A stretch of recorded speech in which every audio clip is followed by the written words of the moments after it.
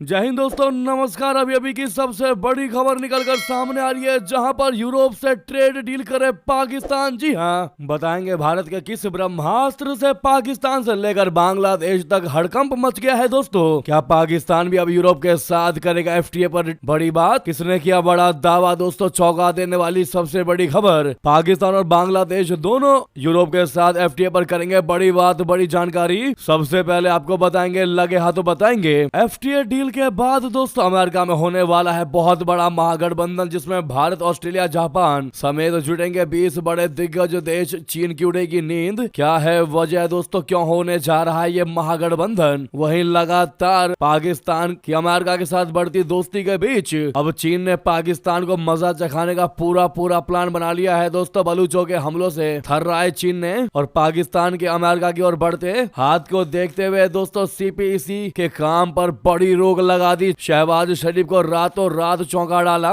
Gwadar port को लेकर बहुत बड़ी खबर आपको बताने वाले हैं। इसी बीच आपको बताएंगे, भारत के पक्के दोस्तों ने चल दी ऐसी चाल, घूम गया पाकिस्तान का दिमाग, चीन हुआ खुश लेकिन बौखला गया अमेरिका। ऐसी कौन सी चाल चली गई है दोस्तों? क्या हुआ, क्या है ये बड़ी जानकारी? दोस्तों, आज एक से एक बेहतरीन खबर आपको बताने वाले हैं, बस आप वीडियो के अंत तक बने रहिएगा। और खबरों में आगे बढ़ने से पहले अपने देश भारत की संप्रभुता, अखंडता का पुरजोर समर्थन करते और मानते हैं कि अपना भारत विश्व गुरु के साथ साथ सुपर पावर कंट्री बनने वाला है, तो वीडियो को लाइक करके, इस चैनल को सब्सक्राइब करके, बेल आइकन दबा के कमेंट में जय हिंद अवश्य कह दीजिएगा। दोस्तों, तो बात कर लेते हैं पहली सबसे बड़ी खबर की, जहां भारत और यूरोपीय यूनियन के बीच हुए फ्री ट्रेड एग्रीमेंट यानी एफटीए से पाकिस्तान और बांग्लादेश में खलबली कह लें या तहलका मची हुई है। दोस्तों, बांग्लादेश की अंतरिम सरकार के मुख्य सलाहकार मोहम्मद यूनुस ने यूरोपीय संघ से जल्द फ्री ट्रेड डील करने का अनुरोध कर दिया, रिक्वेस्ट डाल दिया। जी हाँ दोस्तों, उन्होंने राजधानी ढाका में बांग्लादेश में यूरोपियन यूनियन के राजदूत माइकल मिलर और बांग्लादेश में यूरोपियन चैम्बर ऑफ कॉमर्स की चेयरपर्सन नूरिया लोपेज से ढाका में मुलाकात कर दी। वहीं दोस्तों, पाकिस्तान के कारोबारी एक्सपर्ट ने शहबाज सरकार को यूरोप से जल्द समझौता न होने पर टेक्सटाइल इंडस्ट्री में भूचाल आने की चेतावनी दे दी और पाकिस्तान को बर्बाद होने की धमकी दे दी। दोस्तों, चेता दिया कि एफटीए यूरोपीय देशों के साथ नहीं हुआ तो बर्बाद हो जाएगा पाकिस्तान। जी हाँ, EU India free trade agreement से 2029 के बाद यूरोपीय बाजारों में पाकिस्तान और बांग्लादेश को मिलने वाली बढ़त खत्म हो जाएगी, जो दोनों देशों के लिए सबसे बड़ा बाजार है। ये ट्रेड डील दोनों देशों की टेक्सटाइल इंडस्ट्री के लिए घातक साबित हो सकती है। पाकिस्तान के मुख्य अखबार डॉन ने पाकिस्तानी ट्रेडिंग एसोसिएशन के एक पदाधिकारी के हवाले से लिखा है कि भारत ने अब एक आर्थिक मोर्चा खोल दिया है। जी हां, पाकिस्तान और बांग्लादेश के अंदर निर्यातकों को दशकों से यूरोपीय बाजार में टैरिफ डिस्काउंट दिया गया। यूरोपीय बाजार में पाकिस्तान को जनरलाइज्ड स्कीम ऑफ प्रेफरेंसेस यानी कि जीएसपी हासिल है, जबकि बांग्लादेश को एवरीथिंग बट आर्म्स यानी ईबीए का जबरदस्त फायदा मिला है। बांग्लादेश के कपड़े यूरोप में 0% टैरिफ पर बिकते हैं, जबकि पाकिस्तान को न्यूनतम शुल्क चुकाना पड़ता है। दोनों देशों को यूरोपीय बाजार में भारी भरकम कोटा और ड्यूटी फ्री एक्सेस मिला। दोस्तों, खासकर टेक्सटाइल एक्सपोर्ट के लिए, जो उनकी विदेशी कमाई का एक बहुत बड़ा हिस्सा है। लेकिन अब भारतीय टेक्सटाइल को भी 0% की छूट हासिल होगी, यानी कि पाकिस्तान और बांग्लादेश को दशकों से जो फायदा मिला है वो अब खत्म हो जाएगा। जी हां दोस्तों, यूरोपीय यूनियन ने 2004 में पाकिस्तान के लिए छूट के साथ दरवाजे खोले थे। फिर 2012 में पाकिस्तान और ईयू ने 5 सालों के लिए इस योजना का विस्तार किया था। फिर 2014 में यूरोपीय यूनियन ने पाकिस्तान को जीएसपी प्लस का दर्जा दे दिया। इसका फायदा यह हुआ कि पाकिस्तान के करीब 85% सामानों को 0% टैरिफ के साथ यूरोप में बेचने की इजाजत मिल गई। जी हां, इसका असर यह हुआ कि पाकिस्तान अपने कुल निर्यात का 20% हिस्सा यूरोपीय बाजार में बेचता है। ईयू पाकिस्तान का दूसरा सबसे महत्वपूर्ण व्यापारिक भागीदार है, जो 2024 में पाकिस्तान के कुल व्यापार का 12.4% है, जबकि पाकिस्तान वस्तुओं के मामले में ईयू का 48वां सबसे बड़ा व्यापारिक भागीदार था। ईयू और पाकिस्तान के बीच वस्तुओं में द्विपक्षीय व्यापार 2024 में 12 बिलियन पाउंड था। जी हां दोस्तों, आखिर क्यों पाकिस्तान और बांग्लादेश भी एफटीए पर समझौता करना चाहते हैं यूरोपीय यूनियन देश के साथ। उससे पहले आपको बताते हैं दोस्तों कि भारत EU ट्रेड डील से इन दोनों देशों पर क्या असर पड़ेगा। बता दे बहुत आसान शब्दों में आपको बताते हैं। अगर आपको बताएं तो पाकिस्तान और बांग्लादेश की तुलना में भारतीय सामानों को यूरोप में काफी प्रतिस्पर्धा यानी कि कंपटीशन का सामना करना पड़ा है। 2026 से पहले तक EU में आने वाले भारतीय सामानों पर मोस्ट फेवर्ड नेशन यानी MFN टैरिफ दरें लगती थी। MFN टैरिफ स्टैंडर्ड गैर भेदभाव वाले शुल्क होते हैं जो वर्ल्ड ट्रेड ऑर्गेनाइजेशन WTO के सदस्य देश एक दूसरे पर लगाते हैं। उदाहरण के लिए जैसे भारतीय टेक्सटाइल पर करीब 12% टैरिफ लगता था, जबकि समुद्री और सी फूड प्रोडक्ट्स पर शुल्क लगभग 26% था। यानी एक ही तरह का भारतीय कपड़ा पाकिस्तान और बांग्लादेशी कपड़े से 12% ज्यादा महंगा पड़ रहा है दोस्तों। हालांकि यूरोपीय कमीशन के आंकड़ों से पता चलता है कि इस नुकसान के बावजूद पिछले एक दशक में भारत और EU के बीच व्यापार में 90% की बढ़ोतरी हुई है। EU भारत का सबसे बड़ा व्यापारिक भागीदार बन चुका है।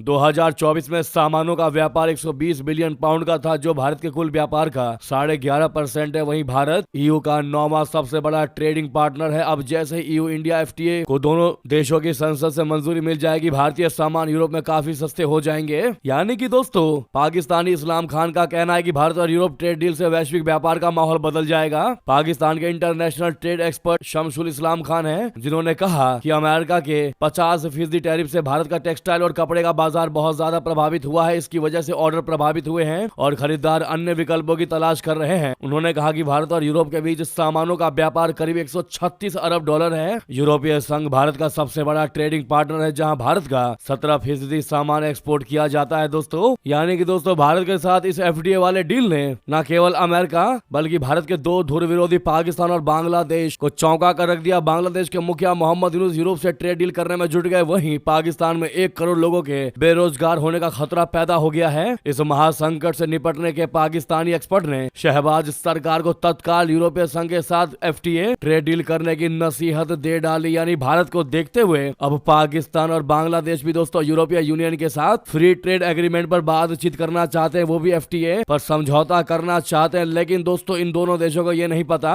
कि यूरोपीय यूनियन के साथ FTA पर समझौता करना इतना आसान नहीं। भारत को भी काफी साल लग गए और मोदी सरकार में जाकर के ये संभव हो पाया दोस्तों। इसके बावजूद भी पाकिस्तान और बांग्लादेश को ऐसा लग रहा है जैसे कि हलवा है, बस कहेंगे मुंह से निकलेगा और FTA पर साइन हो जाएगा। और इतिहास गवाह रहा है दोस्तों, जो भारत ने किया है पाकिस्तान ने उसकी हमेशा से कॉपी करने का प्रयास किया है, जो इस बार भी देखने को मिलता दिखाई दे रहा है। आपकी इस पर क्या राय है जरूर कमेंट करके बताइएगा। क्या लगता है आपको दोस्तों, क्या इस आतंकवादी देश पाकिस्तान के साथ कभी भी यूरोपीय यूनियन FTA पर समझौता करेगा? क्या लगता है दोस्तों आपको, जरूर भारी मात्रा में कमेंट कीजिएगा। लेकिन आप सभी से रिक्वेस्ट है जितना ज्यादा हो सके वीडियो को शेयर करिएगा जहां पर भी आपका ग्रुप हो, ताकि हर किसी को पता चल सके कि कैसे अब भारत की देखा देखी पाकिस्तान भी सेम कदम उठाने वाला है। लेकिन फिलहाल दोस्तों अभी तक लाइक नहीं किया इस वीडियो को, तो सामने लाइक का बटन है वो पहले जरूर दबा दीजिएगा। अगली खबर की बात करते हैं, जहां पर भारत के विदेश मंत्री अमेरिका में क्रिटिकल मिनरल्स पर होने वाली बैठक में शामिल होंगे। अमेरिका के नेतृत्व में दुर्लभ खनिजों से चीन के वर्चस्व को मिटाने के लिए पैक्स सिलिका का गठन किया गया है, जिसमें भारत अपना शामिल होगा। दोस्तों भारत में अमेरिका के राजदूत सर्गियो गोर ने पिछले महीने नई दिल्ली में कहा था कि फरवरी में भारत को पैक्स सिलिका में शामिल होने का न्योता दिया जाएगा। अमेरिका में यह बैठक स्थानीय समय के मुताबिक 2 से 4 फरवरी तक होने वाली है। भारतीय विदेश मंत्रालय ने नई दिल्ली में 2 फरवरी को जारी एक बयान में कहा कि विदेश मंत्री जयशंकर जी अमेरिकी विदेश मंत्री मार्को रूबियो की तरफ से बुलाई गई क्रिटिकल मिनरल्स मिनिस्टीरियल में हिस्सा लेंगे। वॉशिंगटन में होने वाली बैठक में अमेरिका के अलावा भारत, यूरोपीय यूनियन, UK, जापान, ऑस्ट्रेलिया और न्यूजीलैंड शामिल हो रहे हैं और इस दौरान जरूरी मिनरल्स पर एक स्ट्रेटजी गठबंधन पर चर्चा की जाएगी। खास बात दोस्तों यह है कि जिस पाकिस्तान ने डोनाल्ड ट्रंप को दुर्लभ खनिज निकालने का न्योता दिया था, इसे इसमें शामिल ही नहीं किया गया। बहुत बड़ी जानकारी हम आपको बता रहे हैं दोस्तों। बड़ी खबर तो यही है कि इस पाकिस्तान तक को इसमें न्योता नहीं दिया गया दोस्तों, और उसने इस बात को पूरी दुनिया में उड़ा दिया था कि हमने डोनाल्ड ट्रंप को, अमेरिका को अपने देश से खनिज निकालने का न्योता दिया है, इनवाइट किया है, लेकिन ट्रंप ने ही नहीं किया इनवाइट। जी हाँ, पाकिस्तान के आर्मी चीफ आसिम मुनीर ने पिछले साल ट्रंप को क्रिटिकल मिनरल्स को लेकर ऑफर दिया था। आपको याद होगा, जो हमारी खबरों को लगातार डेली बेसिस पर वॉच करते हैं दोस्तों, जिसके बाद दोनों देशों ने एक समझौता भी साइन किया था। बता दें पैक्स सिलिका की बैठक में वो देश शामिल हो रहे हैं जिनके अमेरिका से रणनीतिक और सहयोगी संबंध रहे हैं, लेकिन डोनाल्ड ट्रंप ने करीब करीब सभी के साथ अमेरिका के संबंध खराब कर लिए हैं। ऐसे में पैक्स सिलिका सम्मेलन को ट्रांस अटलांटिक संबंधों को सुधारने और चाइना से जोखिम कम करने के लिए रणनीति के तौर पर देखा जा रहा है। इसमें खास तौर पर स्टील पर केंद्रित एक गठबंधन भी शामिल है। ऑस्ट्रेलिया ने शुक्रवार को कहा है कि वो 1.2 बिलियन ऑस्ट्रेलियन डॉलर की लागत से मिनरल्स को लेकर एक स्ट्रेटेजिक रिजर्व बनाएगा ताकि चीन से होने वाली सप्लाई चेन की रुकावट के असर को कम किया जा सके। दोस्तों, पिछले अप्रैल से चीन ने ट्रंप के लिबरेशन डे टैरिफ के जवाब में अमेरिका को भी रेयर अर्थ्स के एक्सपोर्ट पर रोक लगा रखी है। अब आपका सवाल दोस्तों यही होगा कि पैक्स सिलिका शिखर सम्मेलन का एजेंडा आखिरकार क्या है। आपको बता दें कि पिछले एक महीने के अंदर इस मामले पर दूसरा शिखर सम्मेलन है जिसमें G7 देशों जैसे कि UK, US, Japan, France, Germany, Italy और कनाडा के साथ साथ भारत, दक्षिण कोरिया, मेक्सिको, ऑस्ट्रेलिया, न्यूजीलैंड और शायद अर्जेंटीना समेत करीब 20 देश शामिल होंगे। दोस्तों, इस बैठक का प्राथमिक एजेंडा जो होगा वो सेमीकंडक्टर, AI, दुर्लभ खनिजों की सप्लाई चेन पर चीन की निर्भरता को काफी कम करना। अमेरिका की कोशिश है अपने सहयोगी और भरोसेमंद देशों के साथ मिलकर एक नया इकोसिस्टम बनाना। तीसरा है लिथियम, कोबाल्ट और दुर्लभ खनिज की माइनिंग, प्रोसेसिंग और सप्लाई चेन को सुरक्षित करना। और भी काफी इसके एजेंडे हैं दोस्तों, काफी इसके प्लानिंग्स हैं जिस पर काम किया जाएगा। ऐसे में अपना भारत इस महागठबंधन का महाबली साबित होने वाला है, लेकिन वही पाकिस्तान के साथ मोय मोय हो गया। दोस्तों, ट्रम्प ने ठेंगा दिखा दिया। इस पर आपकी जो भी राय हो, लेकिन ऑल द बेस्ट जयशंकर जी जरूर कहिएगा उनकी इस अमेरिकी यात्रा को लेकर, महागठबंधन में शामिल होने को लेकर। All the best, best of luck जरूर कह दीजिएगा। लेकिन साथ ही साथ कमेंट में ये लिखकर अवश्य बताइएगा दोस्तों कि आप हमारी खबरों को कितने सालों से या कितने दिनों से देख रहे हैं। इस सवाल का जवाब जरूर दीजिएगा, हमें आपके जवाब का बेसब्री से रहेगा इंतजार। अगली खबर की बात करते हैं जहां पर वही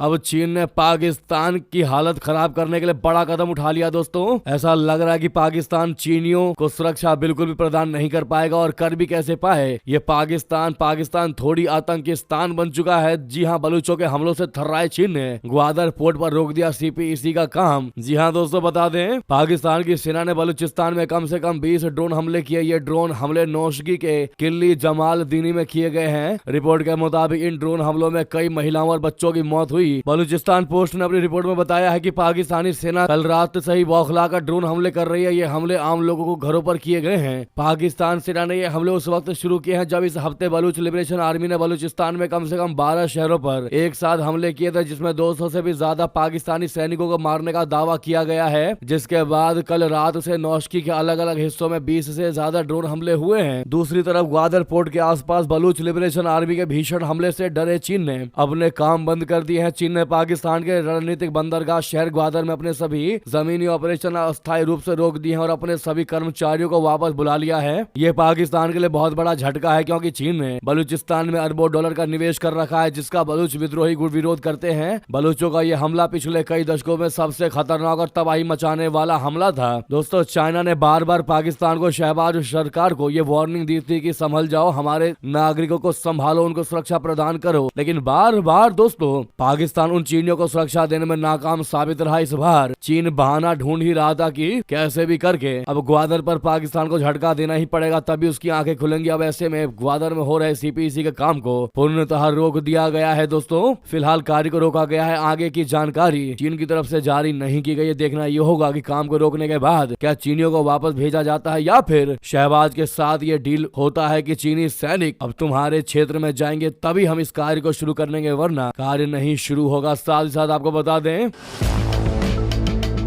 भारत के दो रणनीतिक दोस्तों ने मिलकर कुछ ऐसा कर दिया कि पाकिस्तान के सिर का दर्द और ज्यादा बढ़ गया। दोस्तों, रशिया में अफगानिस्तान के इस्लामिक अमीरात के राजदूत गुल हसन ने कह दिया है कि वो अफगानिस्तान शंघाई सहयोग संगठन यानी SCO के साथ अपना सहयोग दोबारा शुरू करने के लिए पूरे तरीके से तैयार है। जी हाँ, उन्होंने बताया कि अफगानिस्तान जो फिलहाल SCO में पर्यवेक्षक देश है, आने वाले समय में वो संगठन की बैठकों में फिर से सक्रिय रूप से हिस्सा लेना चाहता है। जी हाँ दोस्तों, रूसी समाचार एजेंसी तास को दिए गए एक इंटरव्यू में गुल हसन ने उम्मीद जताई है कि अफगानिस्तान प्रतिनिधि एससीओ की आगामी बैठकों में भाग लेंगे। उनके मुताबिक रशिया और चीन के प्रयासों के बाद संगठन के ज्यादातर सदस्य देशों इस निष्कर्ष पर पहुंचे हैं कि एससीओ के कामकाज में अफगानिस्तान की सक्रिय भागीदारी को बहाल करना व्यवहारिक और जरूरी है। हालांकि अफगानिस्तान की सक्रियता कहीं न कहीं पाकिस्तान के लिए असहज स्थिति होगी, खासकर तब जब तालिबान उनके बगल कुर्सी पर बैठेगा। इस बयान को कूटनीतिक रूप से बेहद अहम माना जा रहा है, क्योंकि अगर अफगानिस्तान एससीओ बैठकों में सक्रिय रूप से शामिल होता है तो वो पाकिस्तान जैसे सदस्य देशों के साथ एक ही मंच पर बैठता नजर आएगा। ये भले ही औपचारिक सदस्यता के बराबर ना हो, लेकिन राजनीतिक और कूटनीतिक स्तर पर इसे बराबरी और मान्यता की दिशा में बड़ा कदम माना जा रहा है। दोस्तों अगली खबर बता दें, चुनाव से ठीक पहले ढाका पहुंचे लश्कर तैयबा के आतंकी, क्या है मोहम्मद यूनुस का प्लान। चुनाव से पहले पाकिस्तान से बांग्लादेश क्यों पहुंचे लश्कर तैयबा के आतंकी, बता दें बांग्लादेश में 12 फरवरी को चुनाव होने को लेकर अमेरिका ने हिंसा की आशंका जताई। अमेरिका ने ढाका में अपने दूतावास को अलर्ट कर दिया कि चुनाव के दौरान कट्टरपंथी हमला कर सकते हैं और हिंसा भी हो सकती है। हिंसा की इस आशंका के बीच सूचना यह है कि लश्कर तैयबा के आतंकवादी पाकिस्तान से बांग्लादेश में घुस आए हैं। दोस्तों पाकिस्तान से एक चौंका देने वाले खुलासे में एक रिपोर्ट में यह दावा किया गया है कि पाकिस्तान से लश्कर तैयबा के 4 आतंकी बांग्लादेश पहुंचे हैं। हाल ही में दोनों देशों के बीच सीधी हवाई सेवाएं शुरू हुई हैं। ये आतंकी बांग्लादेश एयरलाइंस की फ्लाइट BG 342 से कराची से ढाका पहुंचे हैं। INS की रिपोर्ट के मुताबिक ये खुलासा इन्वेस्टिगेटिव जर्नलिस्ट हसन खोकोन ने किया है। हसन खोकोन ने बांग्लादेश में आतंकवादी घुसपैठ के लिए यूनुस सरकार के खतरनाक सपोर्ट और उसके कथित इस्लामिक और पाकिस्तान को खुश करने वाले रवैये का खुलासा किया। रिपोर्ट में कहा गया है कि शनिवार को सोशल मीडिया प्लेटफॉर्म एक्स पर एक पोस्ट में खोकोन ने कहा कि विमान बांग्लादेश एयरलाइंस की फ्लाइट BG 342 कराची के जिन्ना इंटरनेशनल साहिल दुल हसन खोकोन एयरपोर्ट से उड़ी और 30 जनवरी को सुबह 4:20 ढाका पहुंची, जिसमें कुल 113 पैसेंजर थे। ऐसे में इन पैसेंजरों में कुछ ऐसे लोग थे जिन्हें उन्होंने लश्कर तैयबा के ऑपरेटिव के तौर पर पहचाना। उनके नाम और कथित कनेक्शन उनके ट्रेवल डॉक्यूमेंट पर लिखे थे। जैसा कि आप सामने स्क्रीन पर देख पा रहे हैं दोस्तों, उन्होंने दावा किया है कि यह मौजूदा सरकार के तहत लापरवाही या जानबूझकर कार्रवाई न करने की वजह से बड़ी सुरक्षा चूक की ओर इशारा करती है। जी हाँ दोस्तों, आखिर क्या चाहता है मोहम्मद यूनुस? क्या चुनाव के समय में हिंसा करके वो फिर एक बार अंतरिम सरकार के पद पर बना रहना चाहता है? क्या है उसकी नई चाल? क्या हिंदुओं के खात्मे की है प्लान? ये देखने वाली बात रहेगी। आपको क्या लगता है दोस्तों, जरूर कमेंट करके बताइएगा। लगे हाथों इस वीडियो को लाइक करके, चैनल को सब्सक्राइब करके, बेल आइकन दबा के कमेंट में जय हिंद के साथ साथ वीडियो को शेयर करना बिल्कुल मत भूलिएगा। मिलते अगली बड़ी खबर में। बहुत बहुत धन्यवाद, बहुत बहुत आभार। जय हिंद, जय भारत।